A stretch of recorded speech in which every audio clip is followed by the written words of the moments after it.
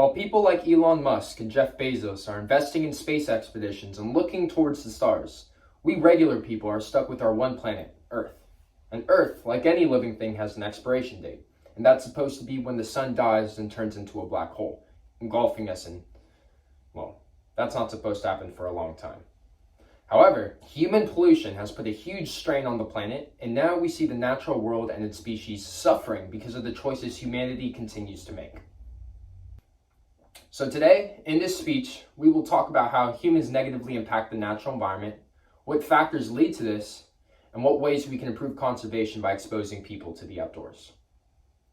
Now, there is a growing disconnection between people and nature. Many people today are not exposed to the great outdoors in the world. Hence, they don't understand how to take care of it.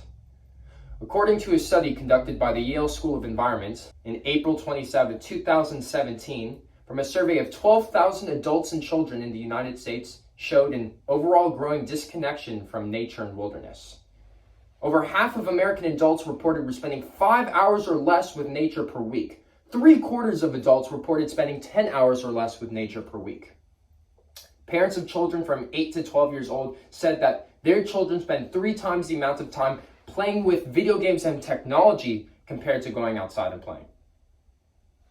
In addition to the lure of technology, this study said that the people are spending less time in nature because places where they work, live, and go to school generally do not encourage contact with the natural world.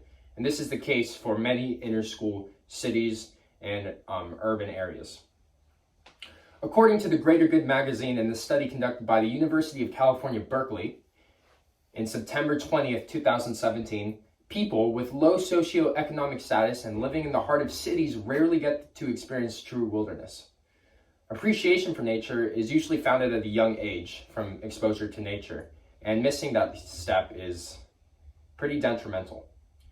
In the 1950s, due to urban sprawl and the increase of indoor and virtual recreational options, people began leaning away from going to the outdoors as frequently as before. That's a subpoint to my point before about people spending 3 times the amount of time indoors playing video games as opposed to playing outdoors. According to an article posted by Dr. Mahdi Mason in 2017, the 5 main reasons people are not helping the environment are 1, no time, 2, they don't know how to do better, 3, environmental products can be too expensive or not accessible, 4, people say things like, oh, nothing I could do would make a difference anyways, or they will say stuff like, the environment doesn't really need my help. In regards to the reasons people don't know how to help, a large reason is due to a lack of environmental education. In the United States, not enough emphasis is placed on learning about the environment world and how to care for it. According to a website, Climate Change Communications from Yale University, posted in July 27, 2019, in an article titled Climate Change in the American Mind. According to that site, people are uneducated about environmental changes, while only 1/6 of Americans dismiss the scientific consensus that the planet is heating up. A larger chunk, 1/3, still doubt that humans are responsible. According to the article, people don't believe in climate change because of their political preferences. If you're Democratic, you're more likely to believe, if you are a Democrat, you are more likely to believe in climate change because your politicians are telling you that, vice versa with the Republican Party. Climate change has unfortunately become a bipartisan political rallying point rather than a common enemy we should all unite to overcome. According to the Obama White House archives from 2012, the U.S. government focused more on conservation during the Obama administration rather than education and exposure. Environmental conservation took priority over environmental education in schools and in urban communities. And while this is a good thing generally, unfortunately it doesn't set us up for future generations to be able to learn and genuinely care about the natural environment. According to a website, Project Learning's Tree, posted in 2019 from Sustainable Forest Initiatives, currently not enough emphasis is placed on environmental studies in school, meaning students are not properly taught about the effects of global warming and the harm humans cause towards the planet. In quotes from the website, environmental education provides important opportunities for students to become engaged in real-world issues and transcend classroom walls. They can see the relevance for their classroom studies to the complex environmental issues confronting our planet and they can acquire the skills they need to be creative problem solvers and powerful advocates. This is a quote from Miss Campbell from the California Superintendent of San Mateo County Schools. And I think it's a great quote that really sums up the main point I'm trying to push across here. So now that we understand that there is a problem with the environmental appreciation and exposure, what can we do to change it?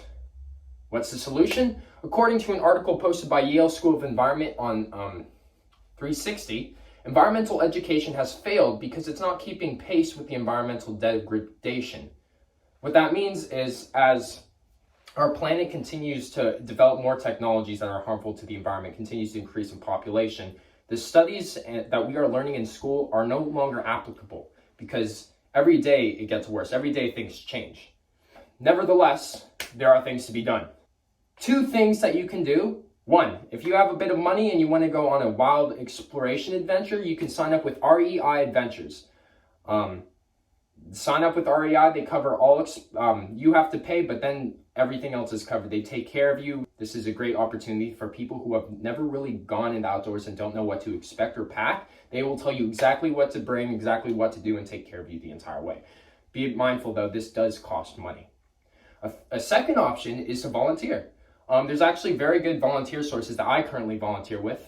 2 of those are Healing Waters and Inspiring Connections Outdoors. So those are both nonprofit river rafting organizations that take people, especially ICO, from the inner cities out to the outdoors and give them the chance they otherwise wouldn't have been able to have.